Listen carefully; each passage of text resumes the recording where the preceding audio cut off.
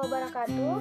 Perkenalkan, nama saya Musdalifah, salah satu mahasiswi dari Institut Agama Islam Al-Mawaddah Warahmah Kolaka. Nah, di sini saya akan menjelaskan sedikit mengenai pengertian Al-Quran, manfaat Al-Quran, dan kenapa harus Al-Quran.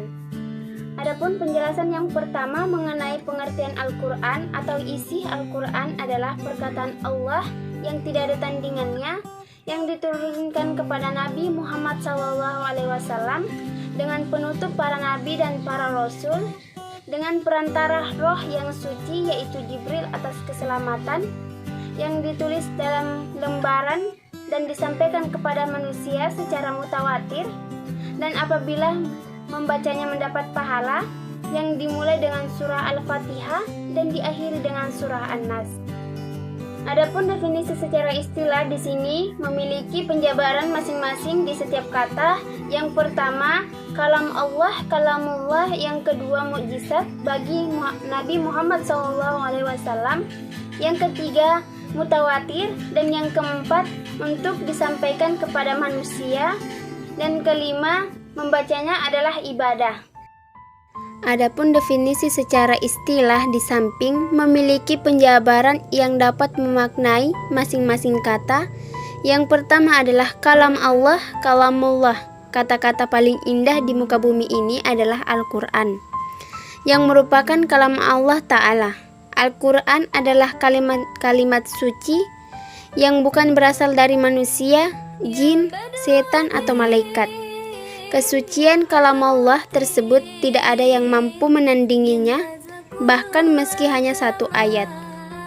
Adapun penjelasan kedua mengenai mukjizat Nabi Muhammad SAW. Mukjizat bermakna sesuatu yang luar biasa, yang tidak mungkin didapat oleh manusia biasa, melainkan khusus bagi para nabi dan para rasul, untuk meneguhkan kenabian dan kerasulan mereka, serta untuk menunjukkan kebesaran Allah Subhanahu wa Ta'ala. Begitulah Al-Quran sebagai salah satu mukjizat Nabi Muhammad SAW tidak mungkin diterima oleh orang lain. Adapun penjelasan yang ketiga mengenai mutawatir. Mutawatir berarti beransur-ansur. Proses turunnya Al-Quran tidak diturunkan secara langsung sebanyak 30 juz, tetapi secara berskala ayat demi ayat. Para ulama ada berpendapat jika waktu turunnya Al-Quran adalah selama 23 tahun. Ada pula yang merincikannya selama 22 tahun, 2 bulan, dan 22 hari. Adapun penjelasan yang keempat mengenai untuk disampaikan kepada manusia. Al-Quran sebagai mukjizat yang diturunkan kepada seorang rasul harus disampaikan kepada umatnya, karena hal tersebut merupakan tugas dari seorang rasul. Di dalam Al-Quran kerap kita jumpai bahwa Allah Subhanahu wa Ta'ala menyapa bukan hanya untuk orang yang beriman, tetapi juga seluruh manusia.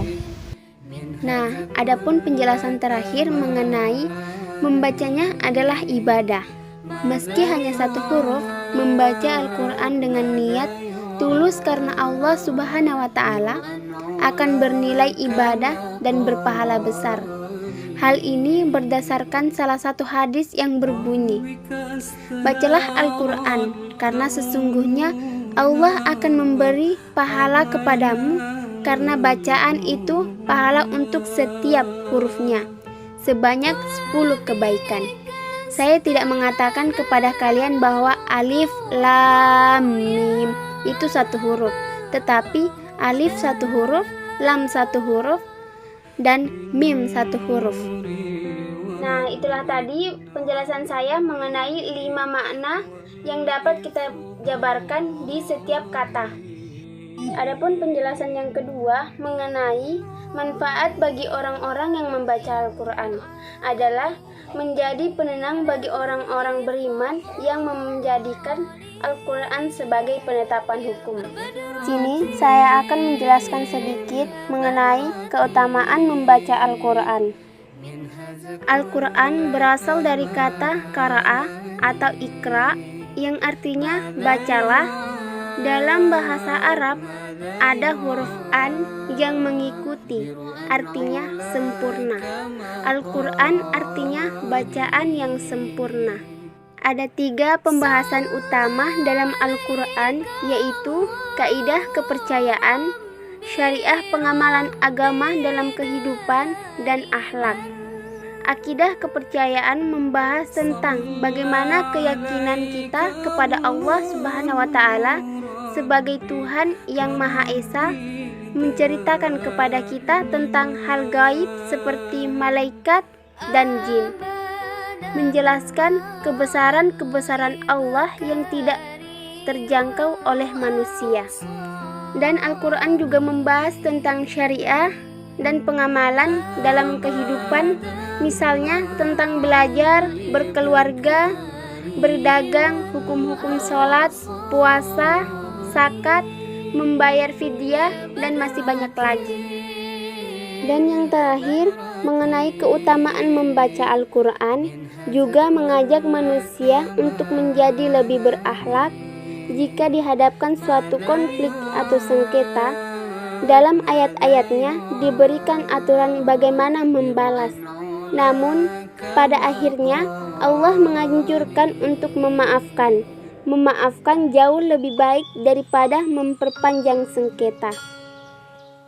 Nah, itulah tadi penjelasan mengenai keutamaan membaca Al-Quran. Nah, adapun yang ketiga yaitu kenapa harus Al-Quran, kenapa bukan kitab-kitab yang lainnya? Karena di setiap manusia memiliki aturannya masing-masing.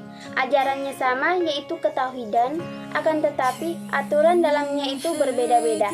Adapun alasan lain kenapa kita harus membaca Al-Quran, Al-Quran adalah firman Allah, perkataan Allah yang disampaikan kepada umat manusia. Jika kita membaca Al-Quran, seakan-akan Allah sedang berbicara langsung kepada kita. Jika melalui sholat, kita berkomunikasi langsung kepada Allah. Melalui bacaan Al-Quran, Allah berkomunikasi kepada kita. Dan kita butuh mengenal lebih dekat.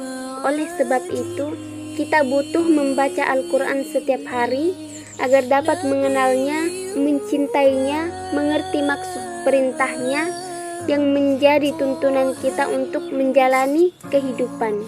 Apalagi kalau kita mengerti bahasa Arab, paham maksud dari kata-kata Al-Quran, maka kita akan merasakan keindahan, ketenangan, dan ketagihan untuk membacanya. Saat membacanya, kita dapat membayangkan sedang apa kondisi ayat tersebut turun dan bagaimana kaitannya dengan kehidupan yang sekarang. Nah, itulah tadi penjelasan yang terakhir mengenai kenapa kita harus membaca Al-Quran. Mungkin cukup sekian dari saya. Wabillahi taufiq warahmah. Summa assalamualaikum warahmatullahi wabarakatuh. Semoga bermanfaat.